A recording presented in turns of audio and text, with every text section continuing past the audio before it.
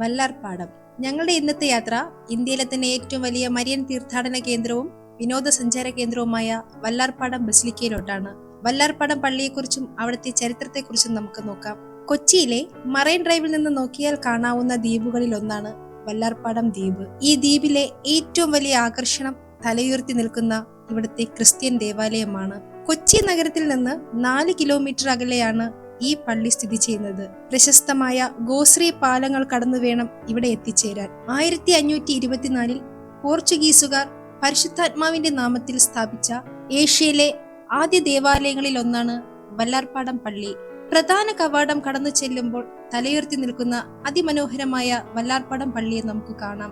1676 വെള്ളപ്പൊക്കത്തിൽ തകർന്ന പള്ളി പാലിയത്ത് രാമൻ വലിയച്ഛൻ വീണ്ടെടുത്ത വിമോചനനാഥയുടെ ചിത്രമടക്കം പുനർനിർമ്മിച്ചു. 2004 ബസിലിക്കയായി ഉയർത്തപ്പെട്ട ഈ തീർത്ഥാടന കേന്ദ്രം വല്ലാർപാടത്തമ്മയുടെ അത്ഭുത ഇടപാടുകൾക്ക് പ്രശസ്തമാണ്. വല്ലാർപാടം ബസിലിക്കയുടെ കവാടത്തിന് സമീപത്താണ് റോസ്ലി പാർക്ക് സ്ഥിതി ചെയ്യുന്നത്.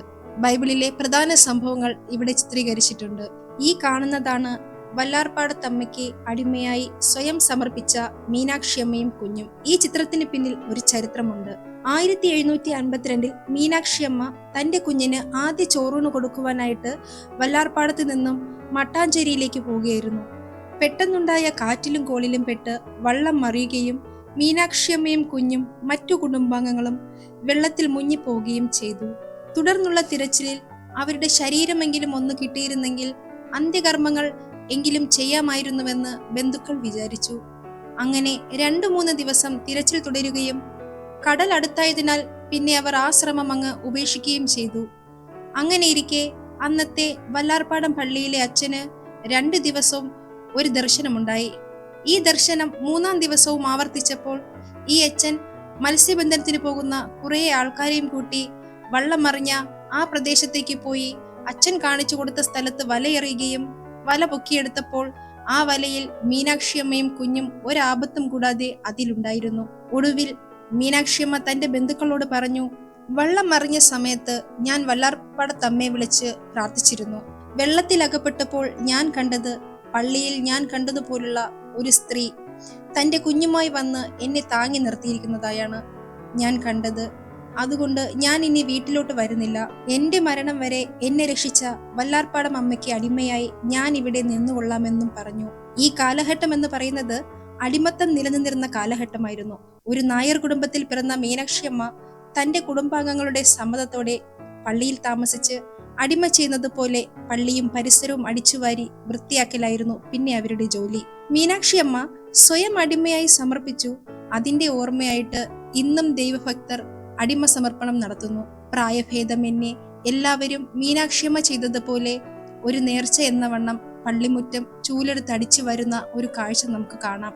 ഇത് മാത്രമല്ല, പല നേർച്ചകളും ഇവിടെയുണ്ട്. കുഞ്ഞുങ്ങൾക്ക് ആദ്യ ചോറൂണ്, ആദ്യ അക്ഷരം കുറിക്കുന്നത്, കടലിൽ മത്സ്യബന്ധനത്തിന് പോകുന്ന മത്സ്യത്തൊഴിലാളികൾ ബോട്ടും വലയും മറ്റു ഉപകരണങ്ങളും ഇവിടെ കൊണ്ടുവന്ന് വെഞ്ചരിക്കുന്നതും കാണാം. 1524 പോർച്ചുഗീസുകാർ വല്ലാർപാടത്ത് പരിശുദ്ധാത്മാവിന്റെ നാമത്തിൽ ഈ ദേവാലയം സ്ഥാപിച്ചത്. എന്നാൽ 1676 വെള്ളപ്പൊക്കത്തിൽ ഈ ദേവാലയം തകരുകയും അൾത്താരയ്ക്ക് മുകളിൽ സ്ഥാപിച്ചിരുന്ന വിമോചനനാഥയുടെ ചിത്രം ഒഴുകിപ്പോവുകയും ചെയ്തു. അന്ന് കൊച്ചി ദിവാനായിരുന്ന രാമൻ പാലിയത്തച്ഛൻ ഈ ചിത്രം കായലിൽ നിന്ന് വീണ്ടെടുത്ത് പള്ളി അധികാരികളെ ഏൽപ്പിച്ചു. പിന്നെ പുതിയ പള്ളി പണിയാനായി പാലിയത്തച്ഛൻ സ്ഥലവും നൽകി. തുടർന്ന് വിമോചനനാഥയുടെ നാമത്തിൽ പുതിയ ദേവാലയം സ്ഥാപിക്കുകയും വീണ്ടെടുത്ത മാതാവിന്റെ ചിത്രം അവിടെ പ്രതിഷ്ഠിക്കുകയും ചെയ്തു. മാതാവിന്റെ ചിത്രം തിരിച്ചു നൽകിയ സ്ഥലത്ത് ഒരു കൊടിമരം സ്ഥാപിച്ചു. പിന്നെ രാമൻ വലിയച്ഛൻ ദേവാലയത്തിലേക്ക് ഒരു കെടാവിളക്ക് നൽകുകയും അതിലൊഴിക്കേണ്ട എണ്ണ കൊട്ടാരത്തിൽ നിന്ന് നൽകുമെന്ന് പ്രഖ്യാപിച്ചു. ആ ചടങ്ങ് ഇന്നും നിലനിൽക്കുന്നു. 1951 ഭാരത സർക്കാർ വല്ലാർപാടം പള്ളിയെ തീർത്ഥാടന കേന്ദ്രമായി പ്രഖ്യാപിച്ചു. പിന്നീട് 2002 വിനോദസഞ്ചാര കേന്ദ്രമായി ഉയർത്തി. തുടർന്ന് ഡിസംബർ 1 ജോൺ പോൾ 2 മാർപ്പാപ്പ പള്ളിക്ക് ബസിലിക്ക എന്ന പദവി നൽകുകയും ചെയ്തു.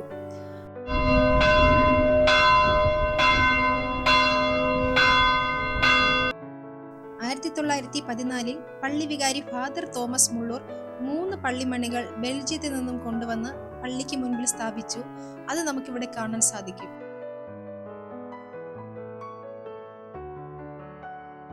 1914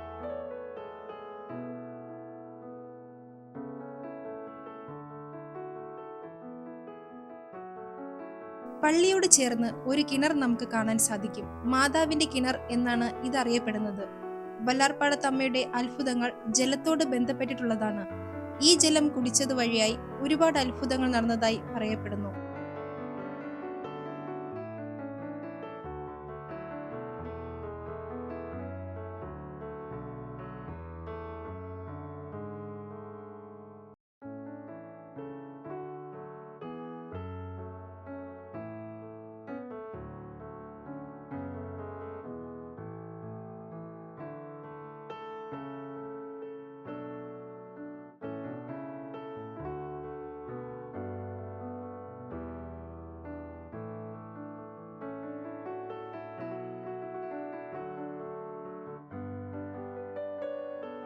പള്ളിയുടെ മുൻവശത്ത് കാണുന്ന ഗോപുരങ്ങളിൽ ടിക്കറ്റ് എടുത്തിട്ട് നമുക്ക് കയറാൻ സാധിക്കും.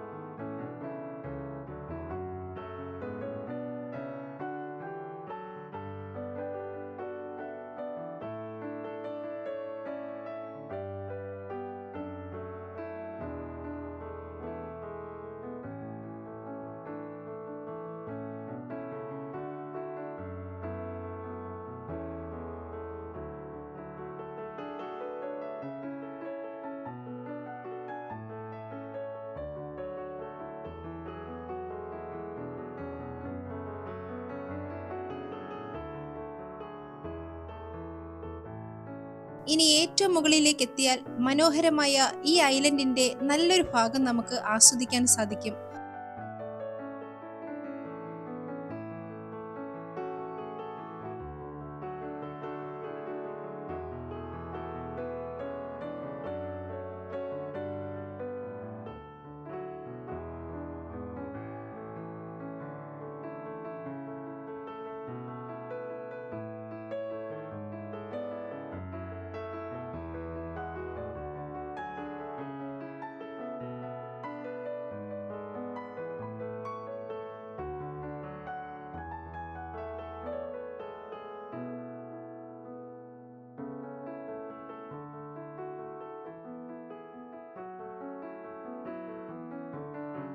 മുകളിലെത്തുമ്പോൾ അവിടെ ഒരു മ്യൂസിയം സജ്ജമാക്കിയിരിക്കുന്നത് കാണാം. പണ്ട് ഈ പള്ളിയിൽ ഉപയോഗിച്ചിരിക്കുന്ന വസ്തുക്കൾ പ്രദർശിപ്പിച്ചിരിക്കുന്നത് നമുക്ക് കാണാൻ സാധിക്കും.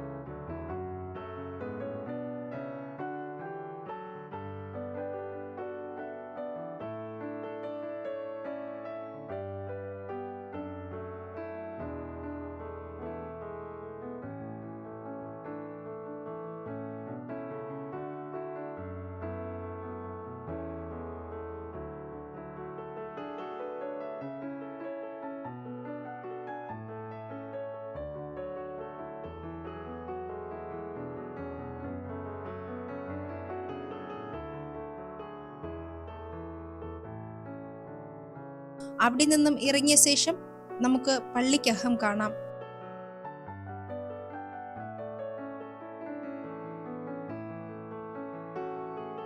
തനി പോർച്ചുഗീസ് സ്റ്റൈലിലാണ് ഈ പള്ളി നിർമ്മിച്ചിരിക്കുന്നത്.